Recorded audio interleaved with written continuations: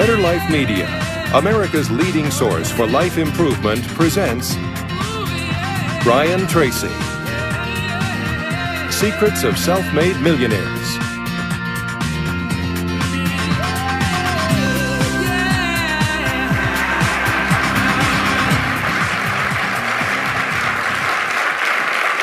Thank you. Thank you. Thank you for being here. I have some good news for you.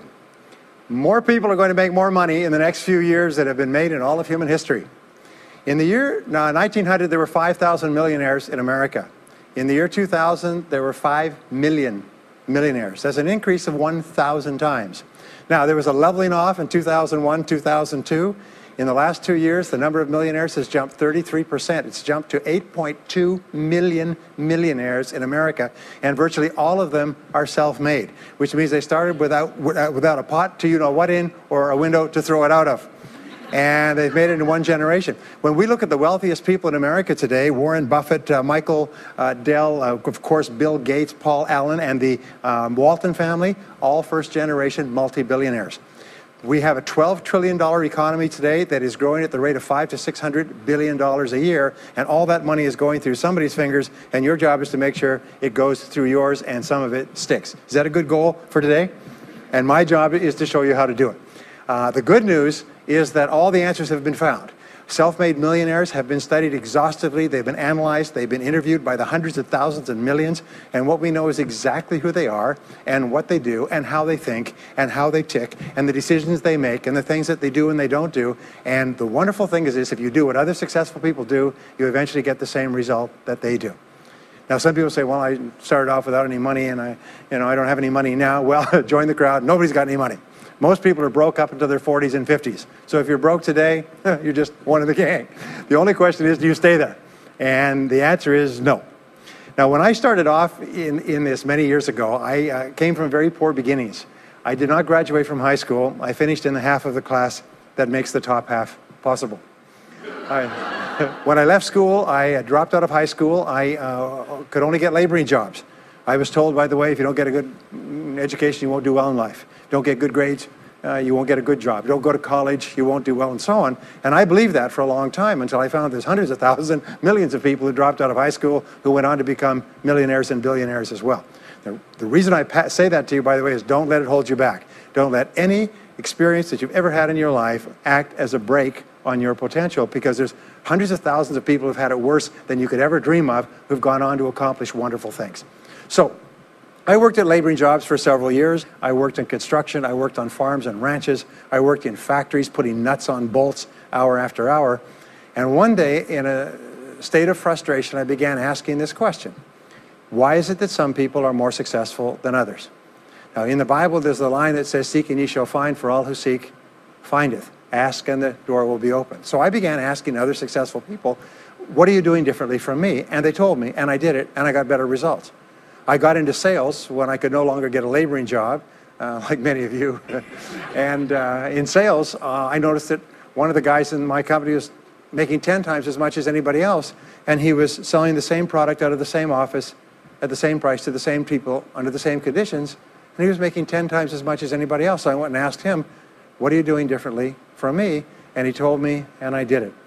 Now, what I discovered, which changed my life and which brought us here today, is I discovered the law of cause and effect. The law of cause and effect, sowing and reaping, action and reaction, is the great universal or iron law of the universe. What it says is that everything happens for a reason, is that there are no causeless effects, is that even if we don't know what is causing the effect, we trace it back. It's the basis of the scientific process, of all medical research, of all marketing, of all business, is if you can define an effect that you want, you can trace it back and find somebody who at one time did not have that effect, and then find out what they did, and then do the same things, and you eventually get the same results. We say that success is not an accident. Failure is not an accident. Success leaves tracks. So if you just follow the tracks of other successful people, no matter where you're starting from, you eventually get to the same place that they get. Well, this was a shocker for me, because, and I learned later in psychology, by the way, that one of the two most important things we need to have to be happy and healthy is a sense of control, a feeling that we are in control of our lives, that things are happening for a reason, and a sense of coherence. a feeling that things fit together. Well, when I realized the law of cause and effect explained everything, I thought, wow. So in sales, I went to the top of my sales force. I read and I learned, attended courses, and especially I applied what I learned. And then when I got into sales management, I again read the books and took the courses and asked for advice. And when I got into real estate and importation and development and manufacturing and distribution and a whole series of businesses over the years, the first thing I did is I asked, how does it work? How do people succeed in this field? And then I buried myself and immersed myself. I spent hours and hours and hours studying, and then I did what the most successful people did. Interesting point. We say that nature is neutral. In other words, nature doesn't care who you are. It doesn't care if you're tall or short or male or female or black or white, educated or uneducated. Nature doesn't care. All that nature cares is that you do what successful people do. It's like making a recipe. Nature doesn't care if you follow a recipe. If you follow the recipe exactly, you get the dish. Nature doesn't care who's doing it. And that's the wonderful thing about our society. It's basically like justice. It's blind, is nature doesn't care. In fact, there are a lot of people who are not as smart and not as talented as you who are doing vastly better than you, not because they're better, but because they're just following proven success methods. There's nothing that will make you madder than to see somebody who's dumber than you, who's making more money than you, right? Have you had that experience? So what we do is we use proven success methods. We just find out what they are, and we do them over and over again. Quick point, nothing works the first time, okay? Please understand that. Nothing works the first time. What is the average number of times that a person tries with a new goal before they give up? Can you guess? Well, the average is less than 1, because most people give up before they try even once. They say, that's a great goal. I'd love to be financially independent. And then they give up. They don't even try. They say, but I couldn't because of this and because of that and so on. And then they move away to a wonderful place called Someday I'll. You ever heard of Someday I'll? Someday I'll start saving money. Someday I'll get out of debt. Someday I'll lose weight. Someday I'll start a business. Someday I'll get serious about my finances. And most people live on Someday I'll. Your job and my job is to vote yourself off the island, right? And we start taking control of our lives. Well, about some years ago, I was called by a major businessman, and he asked me if I would do a talk for his 800 entrepreneurs that own separate franchises within his organization on how to become a self-made millionaire. And I said, sure. When you're a young speaker, you agree to speak on any subject. Sure, I'll speak on that subject. Now, I was just like most people. When I was young, I wanted to be a millionaire by the time I was 30. And when I hit 30, I put it off to 35. And as I got to 35, you put it off to 40, and then you kind of just don't look at it anymore. You forget about it and feel the deck is stacked against you. Well, I was about 38, 39 when he called me up and asked me. I said, sure, no problem. And I said, now, what do I know about self-made millionaires? And this is a shocker. I didn't know anything. Oh, I knew that they had more than $1 million, but that's a real basic piece of knowledge, you know. So I started thinking, what do I know about them? So I began to study them. And that's when I found out that they've been studied so thoroughly, is we know everything there is to know about them. They are a source of incredible fascination. And there's 50 years of research. So I began to read the studies and find out where they came from and what they did and how they thought and where they started and the decisions they made and the kind of people they were. One of the things that I learned, by the way, is that becoming a self-made millionaire is not the important thing. What is really important is the person you have to become a self-made millionaire. You have to become a totally different human being. One of my friends says that in order to achieve something you've never achieved before, you have to become someone you've never been before. And it's a really important insight, is the qualities that you need to develop, qualities on the inside to become a self-made millionaire, are incredible qualities that make you a vastly better person. Not only better in terms of character, determination, discipline, decision-making, strength, and so on, but they make you a far better person. They round out your character in a far better way. So the real payoff of becoming wealthy is not because you can eat more, because how many more meals can you eat? How many more clothes can you wear? But it's the kind of person that you become, and then the kind of people that you associate, the kind of life that you have. And so the things that we're going to talk about now, and I know that you're some of the smartest people in our country, so I'm going to give you these ideas very quickly, like dealing cards. What I found in my research is that there's a series of qualities that self-made millionaires have. If you have these qualities, your success is virtually guaranteed. And if you don't have these qualities, the qualities are learnable. Point number one is that all business or sales skills are learnable. All financial skills are learnable. If you can drive a car, you can learn any skill. If you can drive a car, you can learn the skill. Now, number two is you're probably only one skill away from doubling your income right now.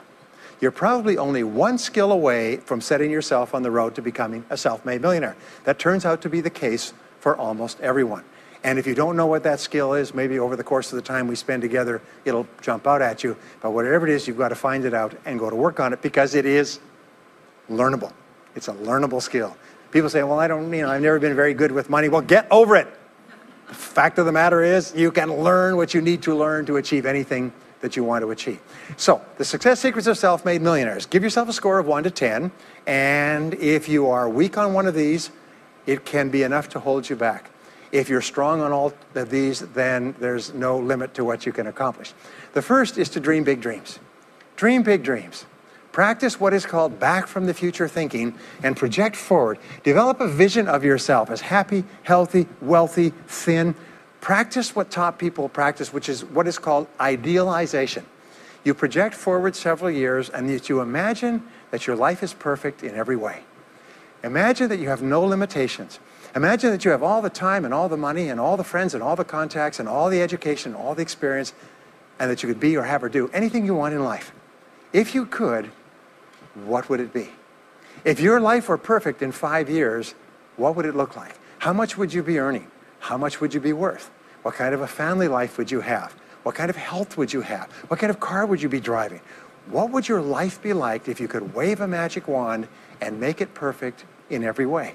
Now, what we have found is this is the starting point of great riches, and it's the starting point of great success in life, is for you to have a dream or a vision of a wonderful future. Here's an exercise that we give people in our audiences, is take a sheet of paper and make up what is called a dream list. Now, imagine this is kind of like a kid's Christmas list, and that it just allows you to just run wild and just write down everything that you could think of that you could possibly want. I had a friend who I taught this to, and he got so excited about it, he bought a spiral notebook, and he began writing. And he'd go through the newspaper, and every single thing he saw in the newspaper that was nice, he wrote it down as a goal. He ended up, first time through, with 330 goals. By the end of the month, he had 500 things that he wanted. The interesting thing was that his life exploded. He activated the law of attraction, and he began to attract into his life people, circumstances, ideas, resources, insights that began to move him toward the accomplishment of the goals and began to move the goals toward him. Number 2 is to do what you love to do. Whenever you find people who are really successful in life, they're people who do what they love to do. They love their work. The great rule for success in life is to find something that you love to do and then find a way to make a living doing it. Now, when you find what you love to do, it'll be something that gives you energy, it motivates you, it enthuses you.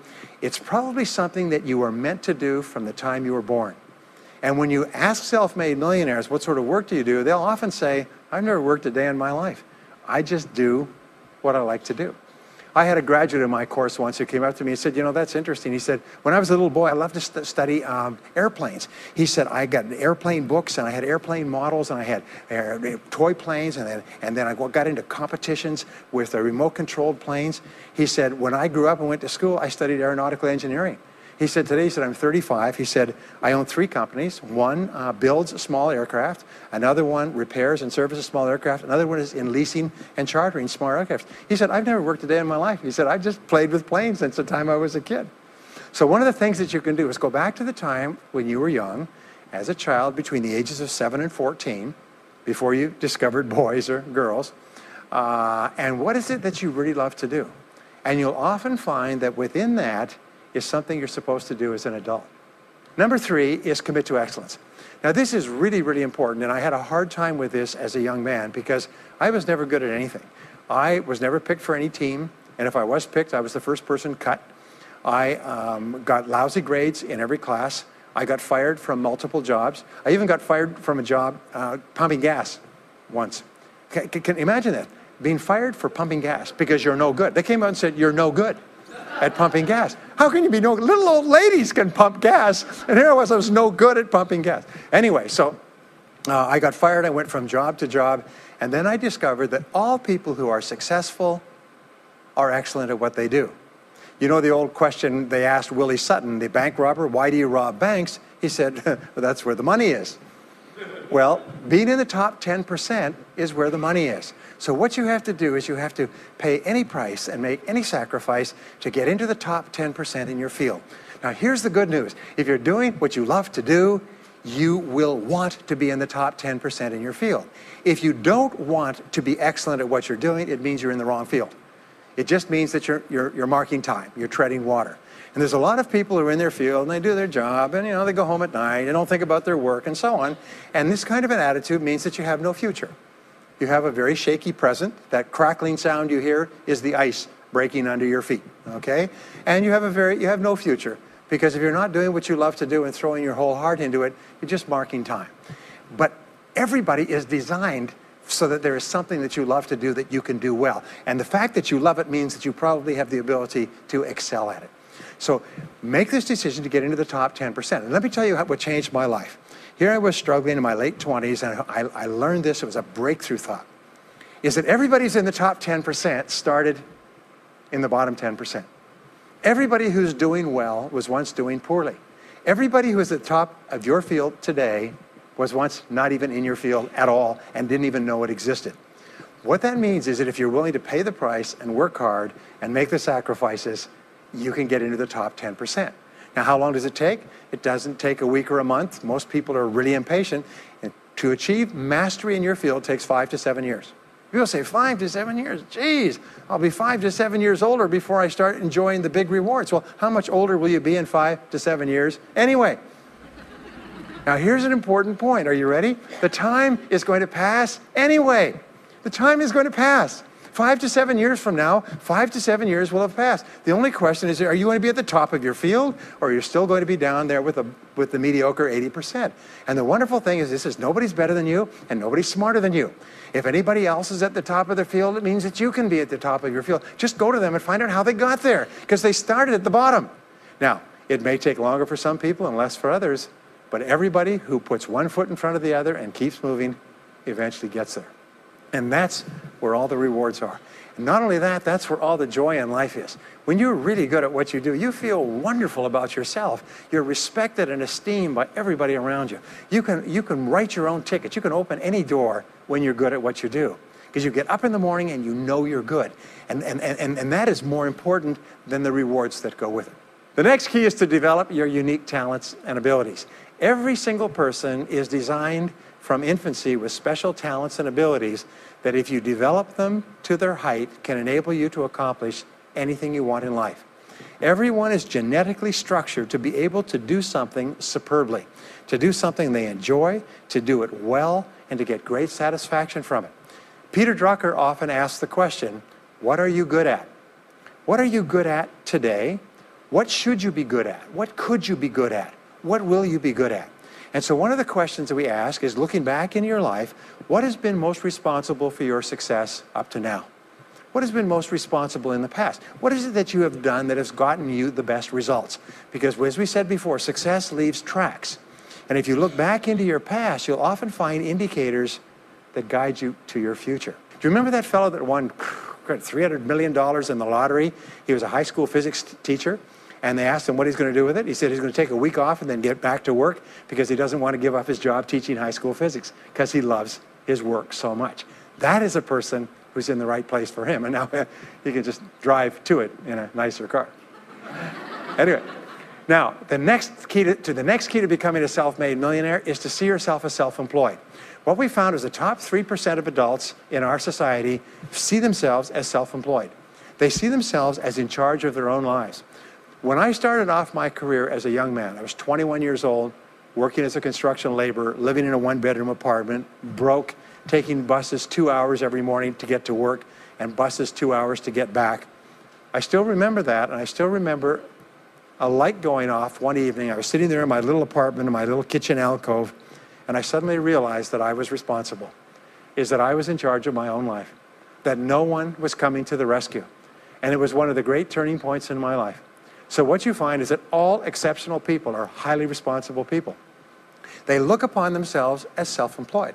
Sometimes I'll ask an audience, I'll say, how many people here are self-employed? And some people will raise their hand and some won't. I'll say, now what's the true answer to this question? And the true answer is that everyone is self-employed. The biggest mistake you could ever make is to ever think you work for anyone else but yourself. Even if someone else signs your paycheck for you all your life, the most valuable people in any organization are the people who treat the company as though it belongs to them. They see everything that happens as affecting them personally. They're not the 9-to-5ers, the no-hopers that say, yeah, well, I go to work. When I'm not at work, I don't think about my work. These people, somebody has told them that's a clever way to think. It's the way losers think.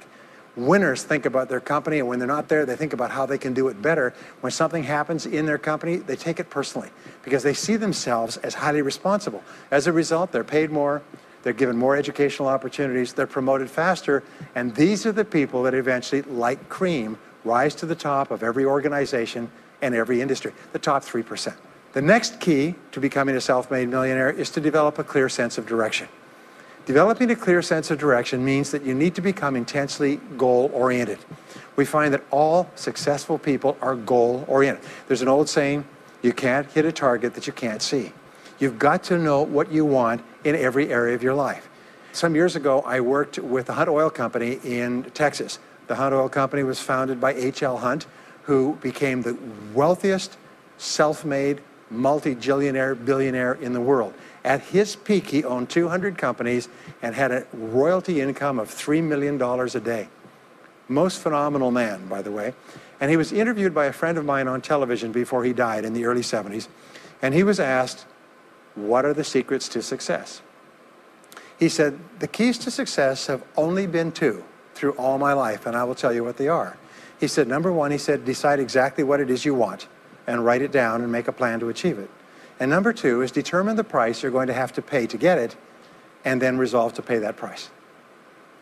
Now, where the law of sowing and reaping cause and effect, I learned an additional point to that.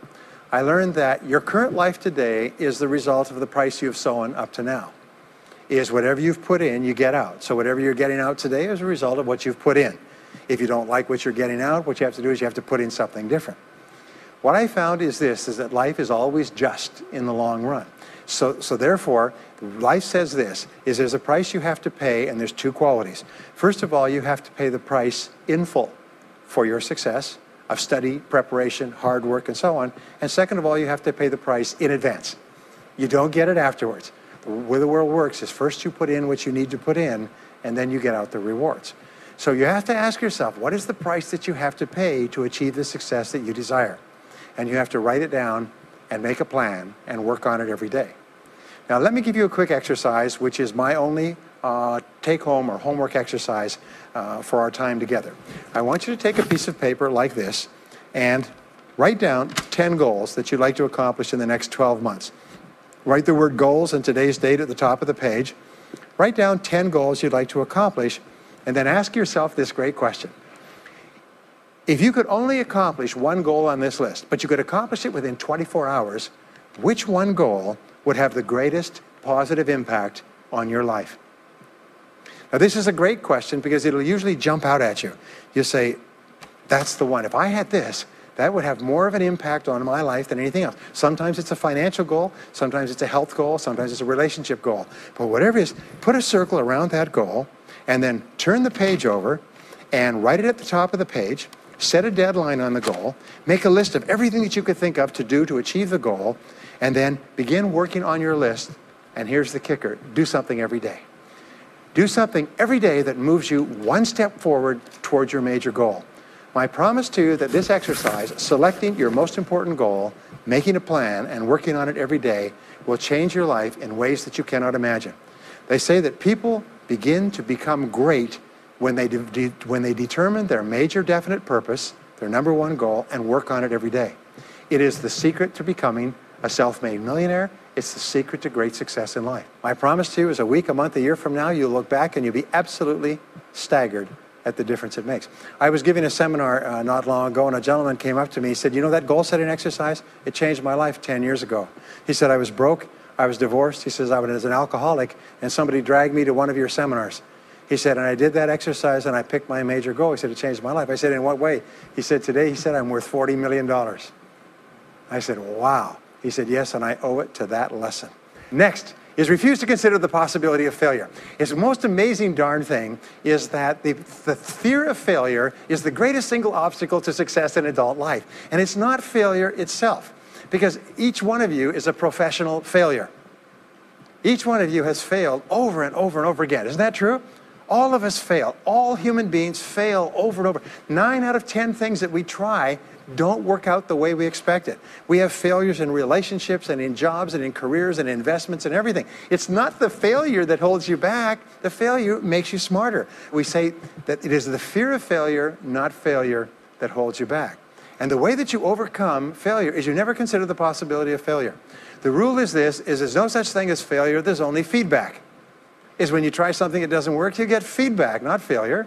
And recognize that most things you try aren't going to work the first few times. So what you do is you say, oh, that's an interesting bit of feedback. And you pick yourself up and you move forward and you have more feedback and you move forward. To become a self-made millionaire, you're going to fail over and over again, year after year after year. But your brain has a cybernetic mechanism, which means that every time you try something, you get feedback, which makes you smarter. And when you try something else, you get feedback, which makes you smarter. And eventually, you reach the point where you're too smart and you stop making mistakes. You start to do more and more things right and fewer things wrong. But you can't get there unless you have experienced the failures. Henry Ford once said that failure is merely an opportunity to more intelligently begin again.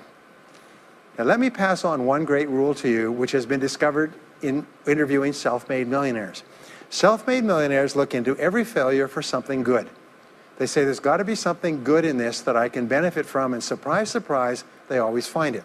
Second is, self-made millionaires always seek the valuable lesson in every setback or obstacle or temporary failure, and they always find the lesson.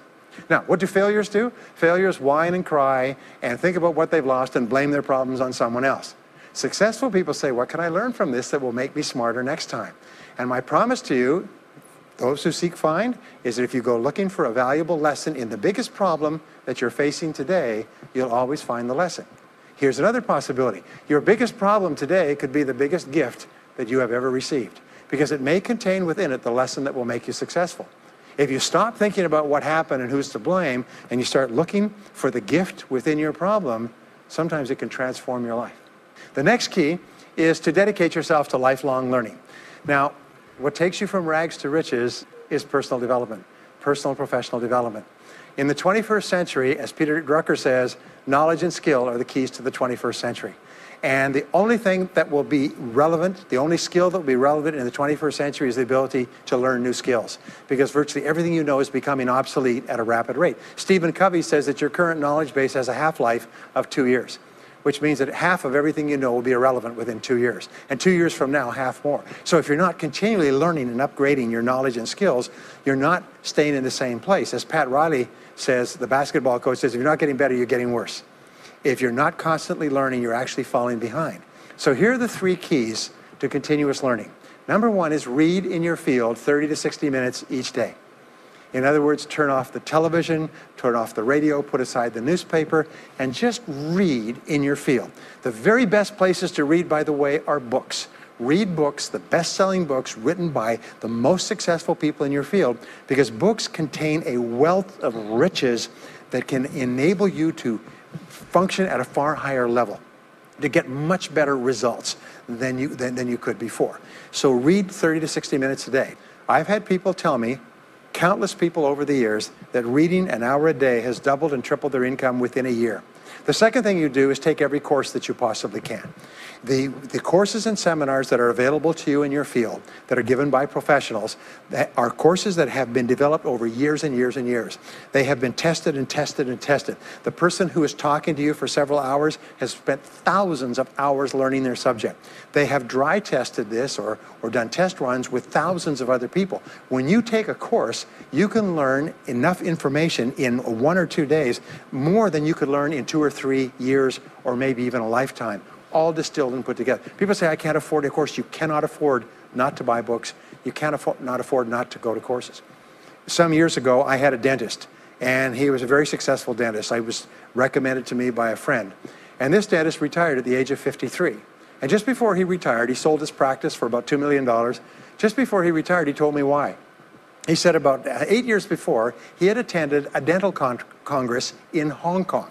This is from California. He'd flown all the way to Hong Kong to attend this International Dental Congress because there were specialists giving private lectures, sort of plenary sessions on the side. And he attended this session, and it was on a particular technique of cosmetic surgery that this dentist had developed that no one else knew, where you could basically straighten out a person's entire front jaw so they look beautiful at a very low cost, at a very high level of effectiveness. He came back and he began implementing this in his practice. People began flying from 500 to 1,000 miles away. Every dentist sent their families, members, and themselves to this dentist. He was able to charge whatever he wanted to charge.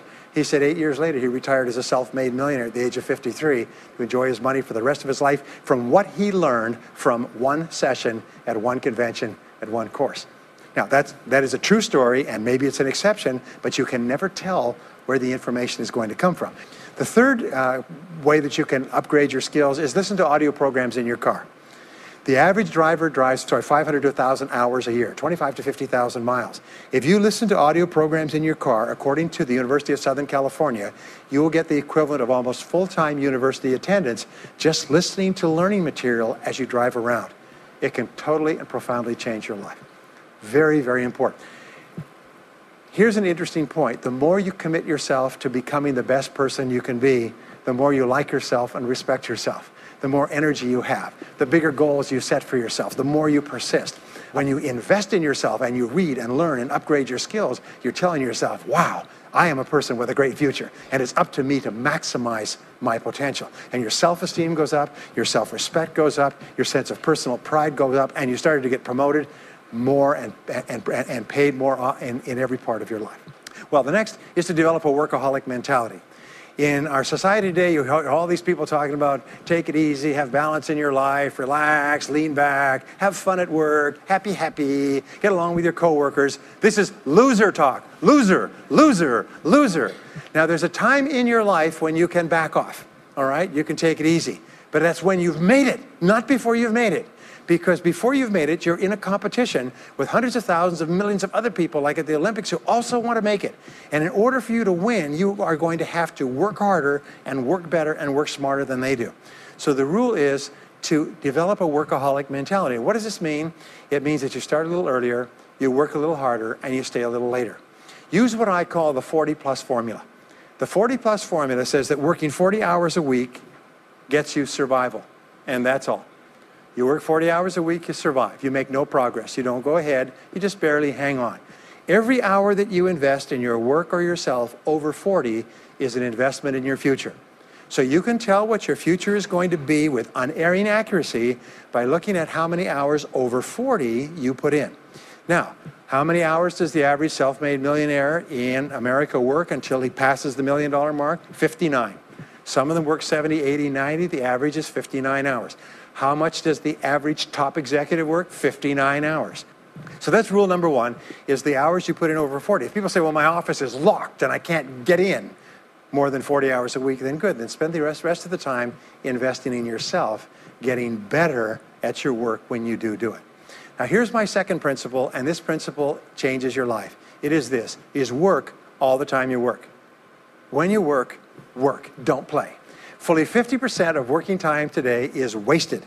And it's wasted in idle conversation, personal business, family phone calls, surfing the internet, reading the newspaper, drinking coffee, long lunchtimes, coming in late and leaving early. And then the other 50%, you're scrambling because you're behind because you wasted so much time fooling around. Now you start to work, and you don't work on high priority tasks. You try to get rid of all the little stuff. So what happens is the big tasks begin to build up like an avalanche overhang, and they cause enormous stress. And you go home at night and you're thinking about this job, I've got to get this project finished, but I can't discipline myself to stop talking to my coworkers. Every time one of them comes in, like automatic, like a conditioned response, it's blah, blah time. Chatter, chatter, chatter, chatter, chatter, chatter, chatter, chatter. No, what you have to do is work all the time you work. If someone comes in and says, hey, you've got a minute to talk, you say, yes, but not now. Why don't we talk after work? Meanwhile, I've got to get back to work. I'll tell you what, why don't you go down the hall and ruin his career? But don't stand here and ruin mine. It's really important. There's a great story of a little girl goes to her mother and says, Mommy, why is it Daddy always brings his briefcase home and he works in the evenings and he works on the weekends and he doesn't spend any time with the family? And she says, well, honey, you have to understand, Daddy can't get all his work done at work, so he has to bring it home. She said, why don't they put him in a slower class? Next key is to get around the right people. This is a key for becoming a self-made millionaire, is get around the right people. Dr. David McClellan at Harvard did studies for 25 years looking into why it is that some people succeeded greatly in life. What he found was as much as 99% of your success in life is going to be determined by what he called your reference group. Your reference group are the people with whom you habitually associate. They're the people that you associate with at work, the people you associate with home, your church, your political party, your social circle. What he found in working with people is that changing a person's reference group totally transformed the way they think. Why? It's because we are like chameleons, and we absorb through the skin the attitudes, the opinions, the behaviors, the style of dress, the style of speech of the people with whom we associate most of the time. If you start to associate with winners most of the time, you find that they have a totally different worldview. They're positive, they're upbeat, they're focused, they're learning, they're growing, they're positive at what they're doing, and you start to become like that. We know that our relationships determine 85% of our happiness or unhappiness in life. In other words, if you have bad relationships, personal relationships, they will drag you down worse than a sea anchor. If you work for a bad boss, it'll destroy all your joy in work. If you have one negative coworker, they found that one negative person in an office can cast a blackness over the whole office because of his or her negativity. And so the most important thing you do is you choose your relationships with care and only associate with people that you like and respect and enjoy being around. Next is be prepared to climb from peak to peak. One of the keys to becoming a self-made millionaire is to realize that life is never one continuous train. It's always up and down. So it goes up. Like if you climb a mountain peak, you have to go down into the valley before you climb the next peak. So all of life is cycles and trends. All of life is cycles and trends. And there's up cycles and there's down cycles, and there's up trends and there's down trends. The question is, what is the general direction of your trends? We say this, is that life is 2 steps forward and 1 step back. Successful people focus on the 2 steps forward, and then they protect themselves on the downside. They build up cash reserves. They put in stop-loss orders on their stock market. They very carefully watch what they're doing, so they try to maintain that 2 steps up, and then they make sure that the 1 step back is not so far. And then they want to make sure that this curve is generally upward, so that each time there's a step back, they're still further ahead than they were before. The next one, which is to develop resilience and bounce back.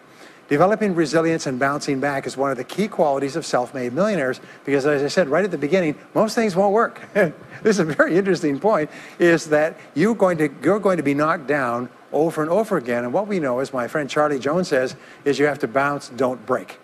And when things go wrong, bounce. And so what I learned many years ago was this interesting technique of what is called mental rehearsal. And mental rehearsal says that you mentally prepare for the inevitable downturns before they occur. So you say, all right, in the course of life, things are going to go wrong, but when they do, I'm not going to become upset. I'm not going to get mad or angry or anything else. I'm just going to take it and learn from it and pick myself up and keep going. Sometimes I ask this question, does anybody here have any problems? Everybody says yes, everybody's got problems. Well, here's the rule, is all of life is a continuous series of problems. They never end. The problems just keep on coming, like the waves of the ocean. The only break in this unbroken series of problems will be the occasional crisis. So life will be problem, problem, problem, problem, problem, problem, crisis. Problem, problem, problem, problem, problem, crisis. It's like the waves of the ocean. 6 problems and a crisis, 6 problems and a crisis. Which means that everybody here is either in a crisis right now, has just gotten out of a crisis, or is just about to have a crisis. So what we have found is this: the hallmark of superior people, 30 years of research, is how you respond to a crisis. How you deal with problems and how you respond to a crisis. And what we have found is this, is superior people look for the solution to every problem. They don't allow themselves to become upset and angry. When something goes wrong, they say, okay, what's the solution? And they become intensely solution-oriented. When you have a very intense problem, that stimulates creativity to solve the problem. So what you do is you write and define the problem clearly. If you have a problem, you say, wait a minute, what is my problem? what is it that I'm worried about, and write it down. And the very act of defining a problem clearly often triggers the solution to the problem. One last technique that I want to give you with regard to your major definite purpose. And if you only do these two things as a result of our time together, they will transform your life. You've already identified the one goal that can have the greatest positive impact on your life. Now what you do is you take that goal and you write it at the top of a page in the form of a question. And you say, let us say your goal is to double your income. That could have a major impact on your life. You say, what are all the things that I could do to double my income in the next 12 months? Write it as a clear question. Even better, if you're earning $50,000 a year today, write, what could I do to earn $100,000 over the next 12 months? The more specific the question, the better. Then you devote yourself to writing 20 answers to this question. You must write a minimum of 20 answers. Work harder, work smarter, start earlier, stay later, change occupations, upgrade my skills, whatever it is, keep forcing yourself to write till you've written 20 answers. We call this mindstorming. The first 3 to 5 answers will be easy. The next 3 to 5 answers will be difficult. The last 10 answers will be incredibly difficult. But I have given this exercise to people who've gone on to become millionaires so many times I've lost track, because they often find that the 20th answer changes their whole life. And if you've ever done this once, it's absolutely staggering. More people have become millionaires with this simple idea of mindstorming, what I call the 20 idea method, than any other single method of creative thinking ever discovered. Once you've got your 20 answers, pick one answer and take action on it immediately. Once you've got, it doesn't matter what it is, just take one answer and take action on it, and that will keep you thinking and acting creatively all day long. The next key to becoming a self-made millionaire is to become an unshakable optimist. An unshakable optimist means that you think and talk about what you want most of the time. Optimists think and talk about what they want. They look for the good in every situation. They seek the valuable lesson. They're constantly feeding their mind with great ideas, which opens up new perspectives. What I have found is that optimists have 3 wonderful qualities. Number 1 is they learn more things. As a result, they dramatically increase the likelihood that they will learn the right thing at the right time. Number 2 is they try more things, which dramatically increases the likelihood that they'll try the right thing at the right time. And number 3 is they persist. They never give up. Optimists make a decision that once they've decided they're going to become wealthy, they just never stop until they achieve that goal. Now, will they have many setbacks and obstacles and difficulties? Do you know that almost everybody succeeds in a different direction from what they originally intended or from what they originally thought? But they just keep going. Almost like a football player running down the field, running, blocking, changing, moving back, forward, continually, but never loses sight of the goal. So optimists learn more things, try more things, and persist longer. I want to leave you with the last 2 qualities of self-made millionaires. Second to the last quality is that they develop the qualities of courage and persistence. I said before, the biggest single obstacle to success is the fear of failure. The antidote to the fear of failure is the habit of courage. And what we know is that you need 2 types of courage to succeed. The first type of courage is the courage to begin. It's the courage to launch with no guarantees of success. Someone once said that if all obstacles must first be removed, nothing will ever get done. So successful people are willing to think, plan, make decisions, and then take action with no guarantees. We say leap, and the net will appear. Take action with no guarantees, and then learn. The second part of courage is the courage to endure. It's the courage to persist. It's the courage to keep on keeping on. It's to make the decision in advance that you will never give up. No matter what happens, you'll never give up. You will get knocked down over and over again, but you'll never give up. And the interesting thing is, if you make that decision in advance, you'll find yourself continually bouncing back. So courage means the courage to begin and the courage to endure. And the final quality of self-made millionaires, and Napoleon Hill called this the master key to riches. After studying 500 of the richest people in American history, he said it's the quality of self-discipline. It's the ability to make yourself do what you should do, when you should do it, whether you feel like it or not. The quality of self-discipline is the quality that will make you a big success. It's the ability to force yourself to do what you know you should do. And here is the wonderful discovery. Persistence is self-discipline in action. Every time you persist, you build your self-discipline. Every time you practice self-discipline, you build your ability to persist. And the two of them are tied into your self-esteem. So the more you persist, the more you like yourself. And the more you like yourself, the more discipline you have. And the more discipline you have in practice, the more you like yourself. As a result, the more you persist. And eventually you get onto an upward spiral where you become absolutely unstoppable.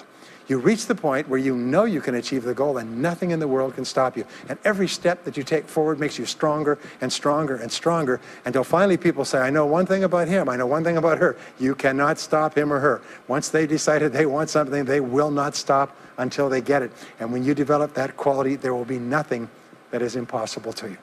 So let me just leave you with these last points. We're living at the very best time in all of human history.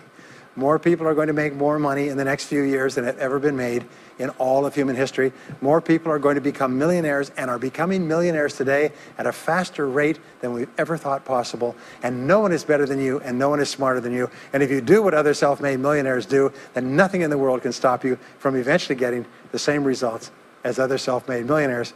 And I hope you do. Thank you very much.